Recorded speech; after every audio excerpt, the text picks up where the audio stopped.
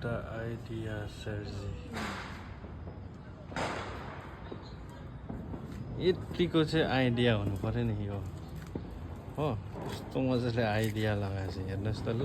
पानीको बोतललाई यहाँ माथि चाहिँ पानी हालेको छ। यो पानी चाहिँ यहाँबाट मुनि आउँछ। यहाँ चाहिँ अन्त पदिना रोपेको रहेछ। यो चाहिँ स्टुडेन्टको आइडिया हो। लु तपाईँहरू नि प्लास्टिकको बोतललाई चाहिँ वेस्ट नगर्नुहोस्, युज गर्नुहोस्। यसरी पदिना मजाले रोपेको छ। कस्तो दामी पाराले पदिना दिमाग लगाएर पदिना रोपेको छ हेर्नुहोस् त। तपाईँहरूले पनि घरमा यसरी नै बोतल फ्याँक्नुभन्दा चाहिँ यसरी नै लगेर चाहिँ तपाईँहरूले पनि पदिना हुन्छ कि धनियाँ हुन्छ कि के हुन्छ आफ्नै घरमा अर्ग्यानिक पाराले उमार्नु सक्नुहुन्छ। कस्तो आइडिया लगाएर बनाएको छ केटाहरूले।